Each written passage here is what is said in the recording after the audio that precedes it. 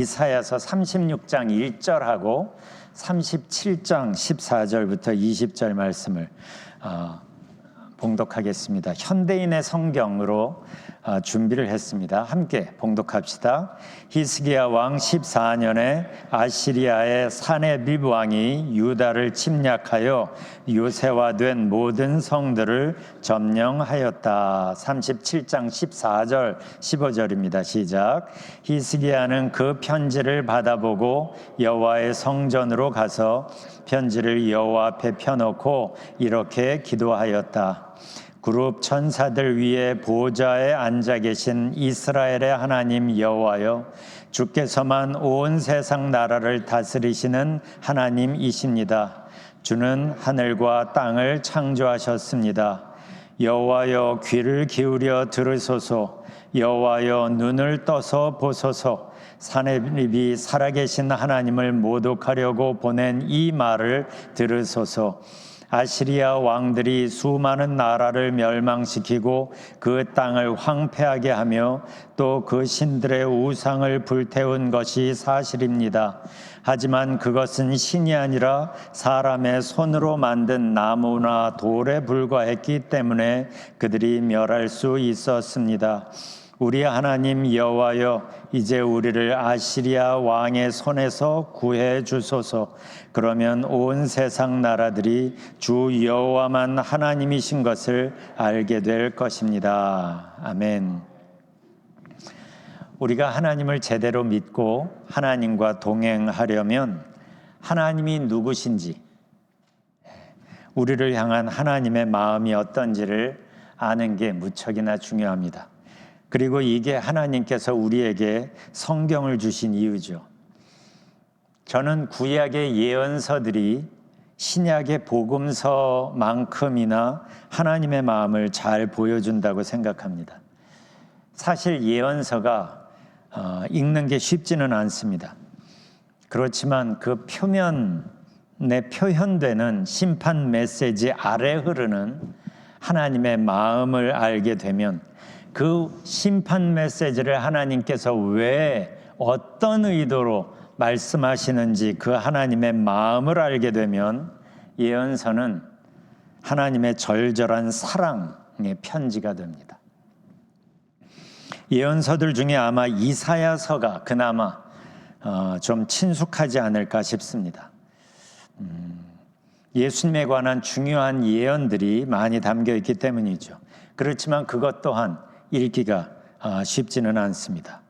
오늘은 이사야서의 그러한 특징, 구조와 그 중간에 끼어 있는 참 흥미로운 부분을 나누려고 합니다. 이사야서는 이렇게 시작이 됩니다. 1장 1절. 이것은 아모스의 아들 이사야가 유다 왕 우시아와 요담과 아하스와 히스기야 시대에 유다와 예루살렘에 대하여 본 이상이다. 하늘아 들어라, 땅아 귀를 기울여라. 주님께서 말씀하신다.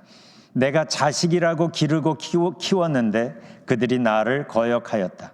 소도 제 임자를 알고 나귀도 주인이 저를 어떻게 먹여 키우는지 알건만은 이스라엘은 알지 못하고 나의 백성은 깨닫지 못하는구나. 이렇게 이사야서가 시작이 됩니다. 그러면서 이스라엘의 형식적인 종교 생활을 지적하고 그들의 불의한 삶을 책망하면서 하나님께로 돌아오라고 계속 말씀하십니다. 그러지 않으면 심판을 면치 못할 거라는 경고가 또한 이어집니다.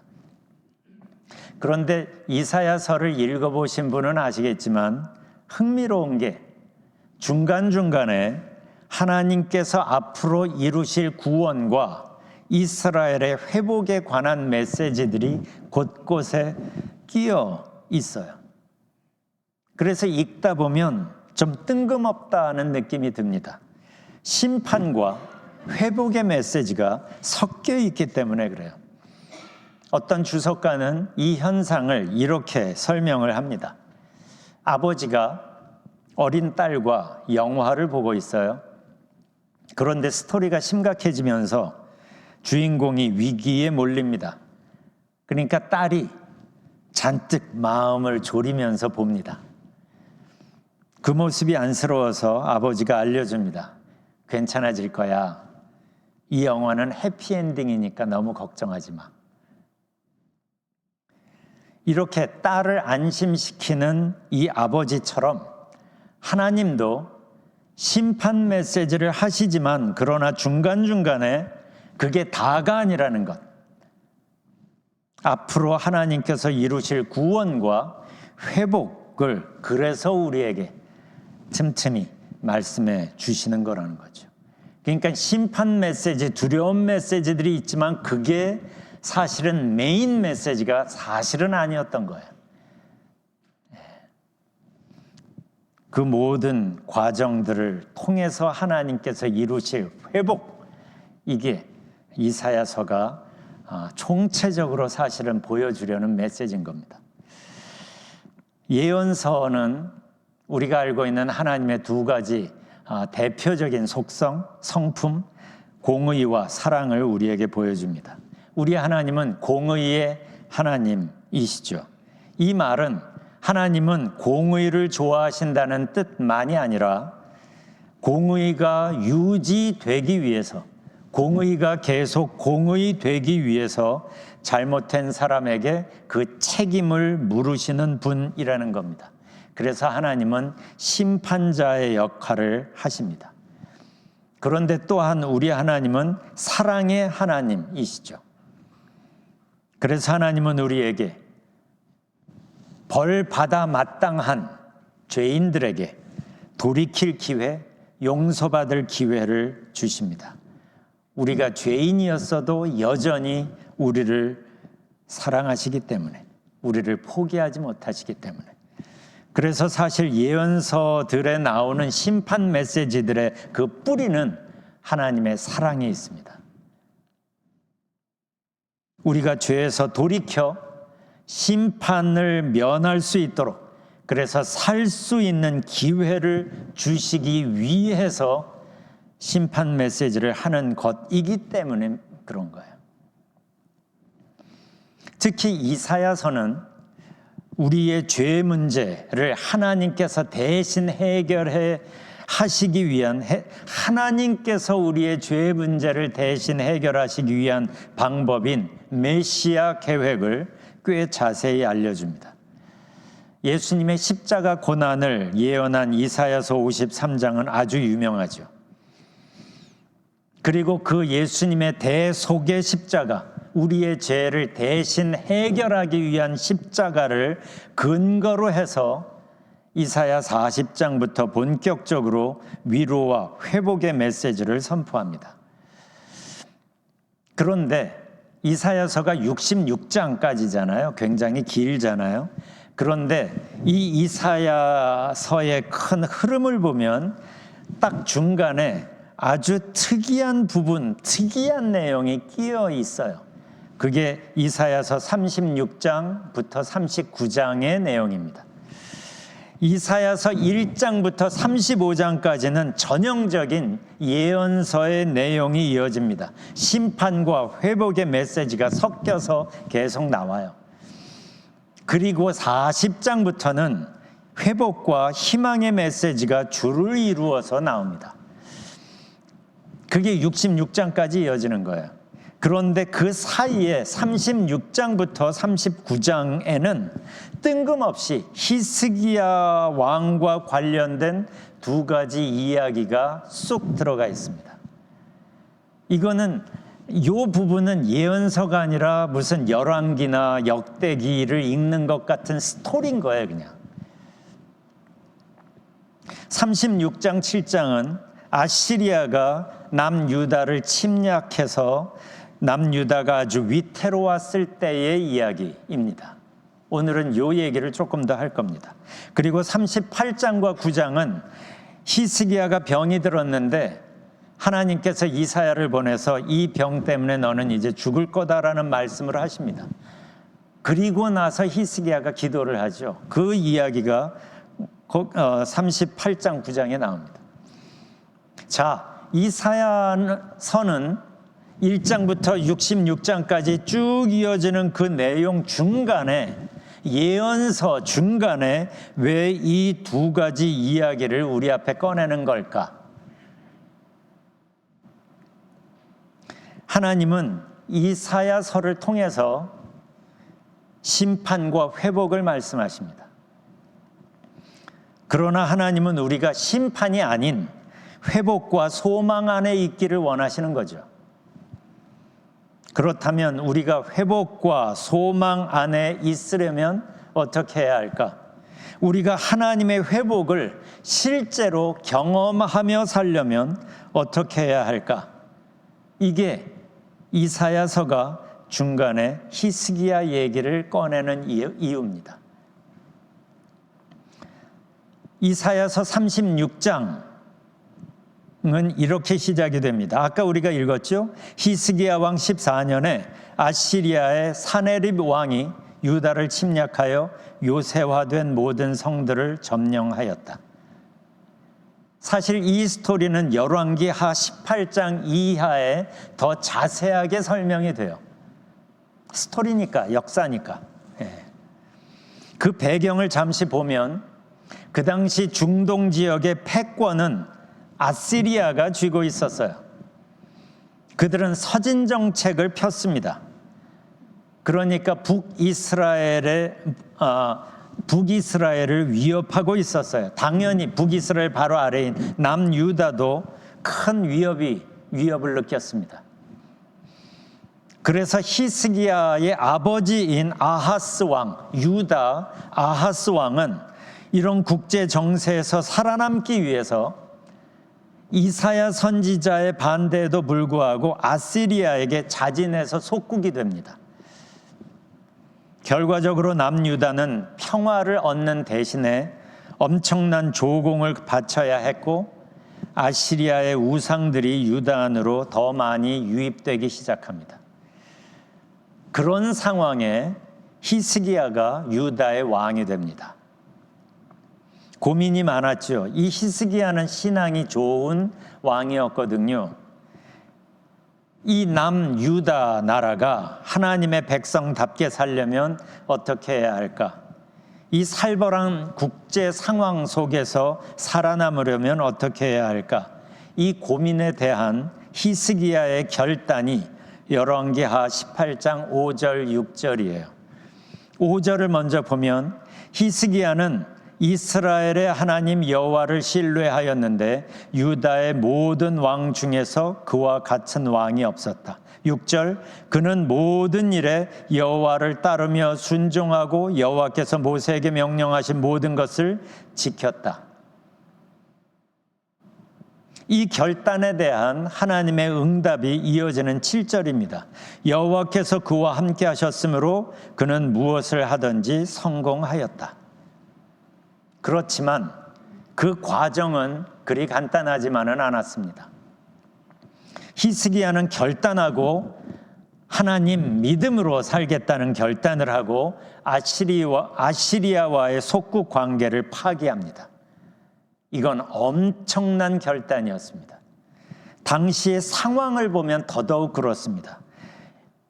열왕기하 18장 9절을 보면 아시리아가 북이스라엘에게 위협을 가하다가 공격을 하고 함락시킨 게 그 무렵이었습니다. 히스기야 왕 제7년 때에 북이스라엘은 망합니다. 아시리아에 의하여. 그 상황에서 히스기야는 아시리아와의 속국 관계를 파괴합니다. 어떻게 이런 위험한 엄청난 결단을 할 수 있었을까? 그는 하나님을 믿는데 그가 믿는 하나님은 기도할 때 마음의 평화 정도를 주시는 그런 분만이 아니라 만물의 주권자이심을 실제로 믿었던 겁니다. 아시리아와의 관계 파기는 실로 엄청난 일이고 엄청난 후폭풍이 예상되는 상황이지만 그러나 그는 하나님께서 아시리아보다 크신 분이라는 걸 정말로 믿었던 겁니다. 당연히 아시리아는 가만히 있지 않았습니다. 그래서 열왕기하 18장 13절 이하를 보면 아시리아가 유다를 침략합니다. 바로 그 장면을 이사야 36장 1절에서 얘기하고 있는 거예요. 그러니까 얼마 전 북이스라엘을 침략하고 마침내 멸망시킨 그 아시리아가 같은 군사력으로 쳐들어왔을 때 히스기야는 그 절체절명의 상황에서 어떻게 대처했는가? 이게 이사야서를 읽고 있는 우리들에게 이 자리에서 보여주고 싶은 거예요. 그러니까 35장까지 예언서를 평범하게 쓰다가 36장에서 갑자기 히스기야가 아시리아에게 침략당하는 그 부분을 36장에서 시작을 하는 겁니다. 그 상황에서, 그 위험천만한 상황에서 히스기야가 한 것은, 그것은 문제를 가지고 하나님을 찾아간 거였어요. 그게 우리가 아까 읽은 이사야 37장 내용입니다. 14절 현대인의 성경으로 제가 다시 읽습니다. 히스기야는 그 편지, 이게 아시리아 왕이 보낸 협박 편지예요. 이 편지를 받아보고 여호와의 성전으로 가서 편지를 여호와 앞에 펴놓고 이렇게 기도하였다. 그룹 천사들 위에 보좌에 앉아 계신 이스라엘의 하나님 여호와여, 주께서만 온 세상 나라를 다스리시는 하나님이십니다. 주는 하늘과 땅을 창조하셨습니다. 여호와여, 귀를 기울여 들으소서. 여호와여, 눈을 떠서 보소서. 사내립이 살아계신 하나님을 모독하려고 보낸 이 말을 들으소서. 이렇게 기도를 하는 거예요. 자, 이사야가 왜 뜬금없이 36장에서 히스기야 이야기를 우리 앞에 꺼낼까? 하나님 말씀을 쭉 적어 나가다가 우리가 이 하나님 말씀 앞에 어떻게 반응해야 하는지 그 모범 답안을 우리에게 제시하는 거예요. 히스기야처럼 너가 지금 어떤 상황에 있든지 간에 이 히스기야처럼 그 너의 문제를 가지고 하나님 앞에 나아가라. 여러분은 지금 어떤 상황에 처해 있습니까? 어떤 상황에 있든지 간에 그건 더 이상 메인 이슈가 아닌 거예요. 히스기야처럼 여러분이 지금 골치 아파하는 그 문제를 가지고 하나님 앞으로 나아오라는 거예요. 이게 이사야서 제일 가운데에서 우리에게 히스기야를 통하여 이야기하는 메시지입니다. 그리고 그렇게 할 때 무슨 일이 벌어지는지 히스기야를 통해 보라는 거죠. 여기서 먼저 우리가 히스기야의 기도에서 배울 게 있습니다. 그 급박한 상황에서 그는 하나님께 도와달라고 부르짖기 전에 먼저 무엇에 집중하는지를 보십시오. 그가 무엇보다 먼저 자기가 기도하는 하나님이 어떤 분이신지에 집중합니다. 그게 16절이에요. 새 번역으로 보면 이렇습니다. 만군의 주님, 주님만이 이 세상의 모든 나라를 다스리시는 오직 한 분뿐이신 하나님이시며 하늘과 땅을 만드신 분이십니다. 저는 이게 기도할 때 아주 중요하다고 생각합니다. 사실 성경에는 이런 기도가 참 많이 있습니다. 자기가 얘기하려는 그 기도 내용 전에 자기가 지금 기도하는 내 기도를 듣고 계시는 그분이 누구신지를 먼저 집중하는 거예요.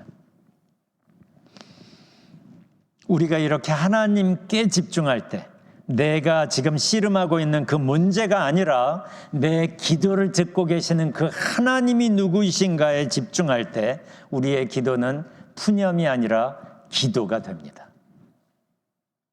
우리의 기도 초점이 문제만 있으면 자칫 푸념이 되기 쉽습니다. 그러나 문제가 아닌 내 기도를 듣고 계시는 그분께 초점을 두면 기도가 되는 거예요. 하나님이 누구신지에 먼저 집중하면, 그래서 하나님께서 온 우주를 창조하신 그분이지, 만물의 주관자이신 하나님이시지, 문제보다 크신 하나님이시지, 문제보다 크신 하나님이 내 마음속에 분명해지면 우리는 문제에 눌리지 않게 되고, 두려움에 눌리지 않게 되고, 믿음으로 기도할 수 있게 되는 거예요.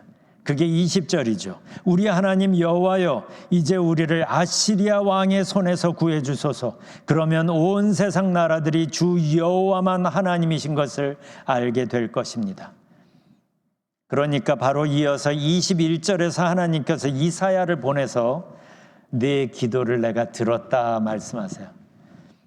그리고 그 뒤에 36절에서 놀라운 방법으로 하나님께서 적들을 물리치시고 문제를 해결하십니다. 자, 여기서 그런데 우리가 놓치지 말아야 할 게 있어요. 우리의 관심은 항상 문제 해결에 있어요. 문제를 가지고 하나님께 기도하며 어떻게 문제를 해결해야 할지 문제 해결에 온통 관심을 두지만, 그런데 이사야서는 그거보다 더 중요한 것에 초점 맞추고 우리를 그 다음 단계로 인도합니다. 문제가 있을 때 히스기야처럼 그 문제를 가지고 하나님께 나아가는 것 아주 중요한 겁니다. 그런데 그리고 나서 이사야서는 우리가 그 다음 단계, 좀 더 성숙한 단계로 넘어갈 수 있도록 우리를 이끕니다. 우리가 문제 때문에 하나님을 찾고 하나님의 도우심을 경험했다면 거기서 이제는 됐다, 문제 해결했으니로 끝나는 게 아니라 이제는 문제보다 크신 하나님과 함께하는 새로운 삶을 시작하라는 겁니다.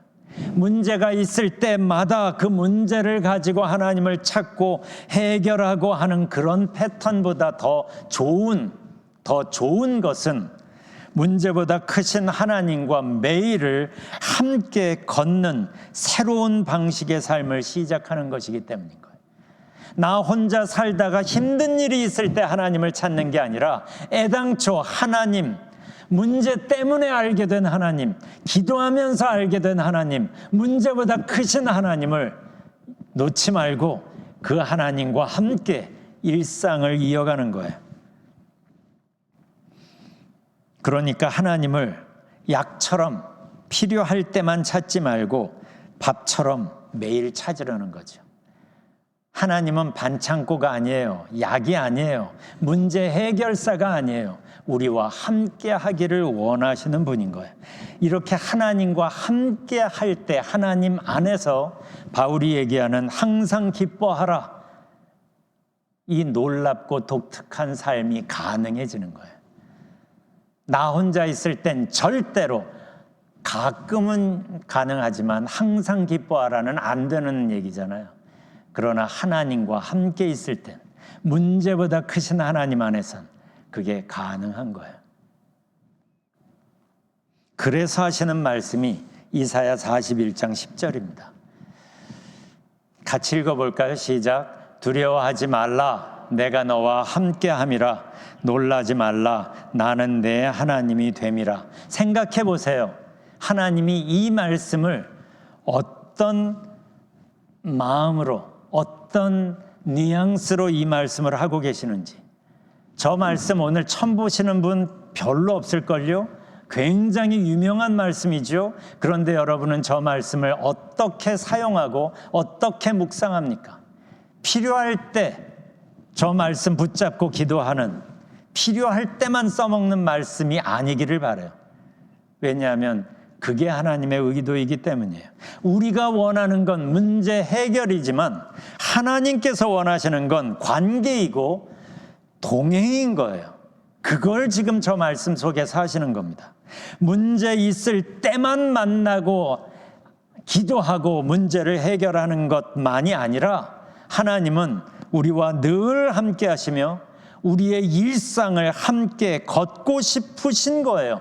그래서 하시는 말씀이에요. 두려워하지 말라, 내가 너와 함께 함이라. 놀라지 말라. 나는 네 하나님이 됨이라. 문제 앞에서만 하나님이 아닌 거예요. 나의 일상 속에서, 나의 삶 전부 속에서 하나님은 나와 함께 하시기를 원하고 하나님은 나의 하나님이 되시기를 기뻐하시는 거예요. 문제 해결용으로 하나님을 찾는 것보다 더 좋은 것은 그 하나님과 일상을 동행하는 것이기 때문이에요. 왜 이걸 원하세요?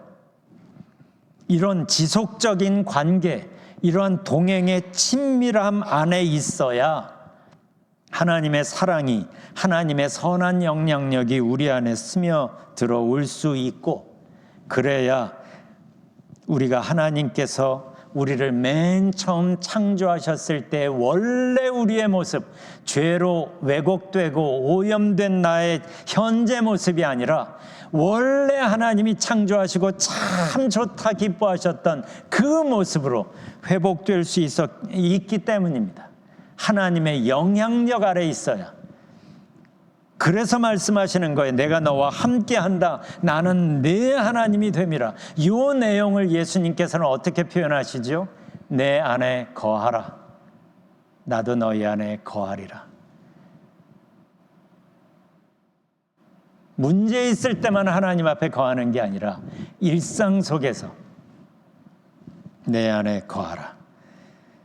하나님 안에 거할 때 하나님의 영향력으로 우리는 회복이 될 수 있고, 그 회복 안에서 우리는 정말 사는 것처럼 살 수 있게 되는데, 그게 예수님께서 말씀하신 영생의 기본 내용입니다.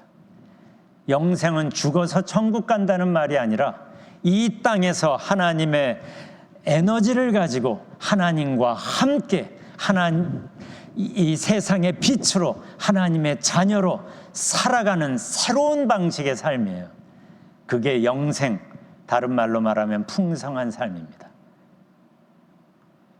우리가 믿는 하나님이 우리에게 주시고 싶어 하시는 게 이겁니다.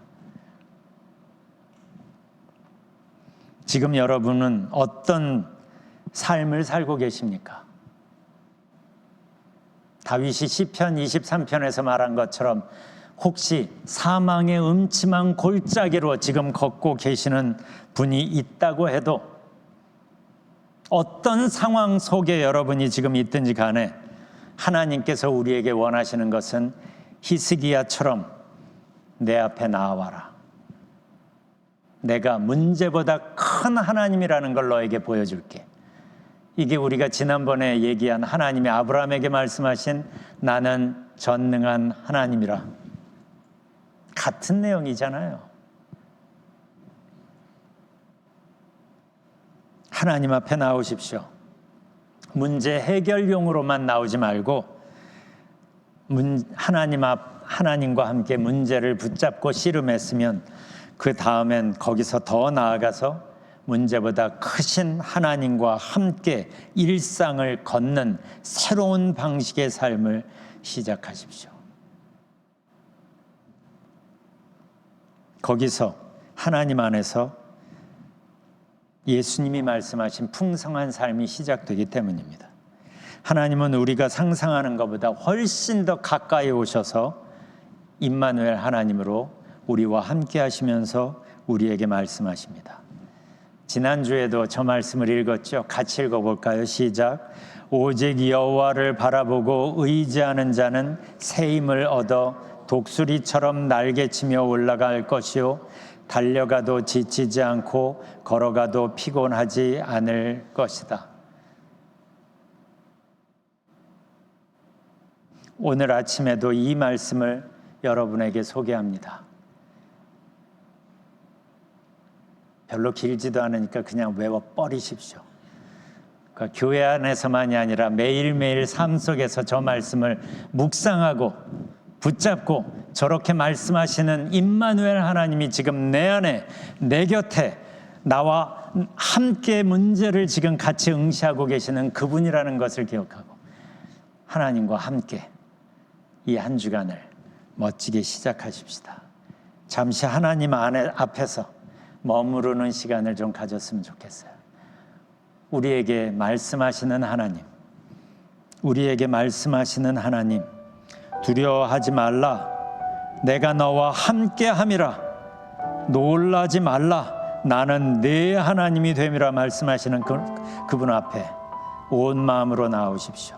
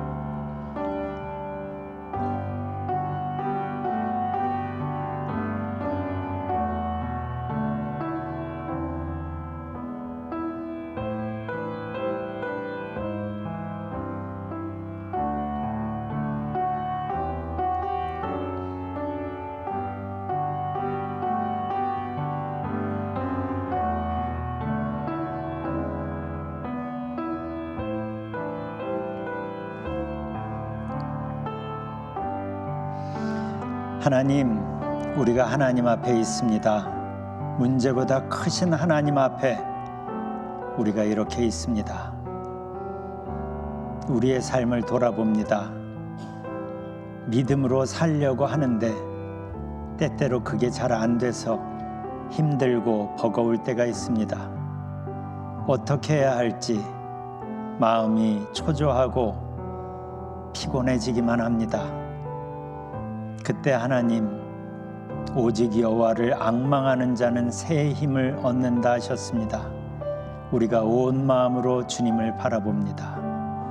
그리고 나 혼자가 아니라 주님과 함께 일상을 걷기를 원합니다. 내 안에 거하라, 나도 너희 안에 거하리라 말씀하신 그 예수님의 초대에 우리가 온 마음으로 응합니다. 주님 안에서 회복되기를 원합니다. 주님 안에서 풍성한 삶을 맛보기를 원합니다. 너희는 여호와의 선하심을 맛보아할지어다 했는데 그냥 머리로만 아는 것으로 지금까지 대신한 것 같습니다. 이제는 여호와의 선하심을 맛보아 알아야 하겠습니다. 온 몸으로 여호와의 선하심을 맛보아 알기를 원합니다. 주님과 함께 걸어가는 이 새로운 한 주간 주님 인도하여 주세요. 감사합니다. 사랑합니다. 예수님 이름으로 기도합니다. 아멘.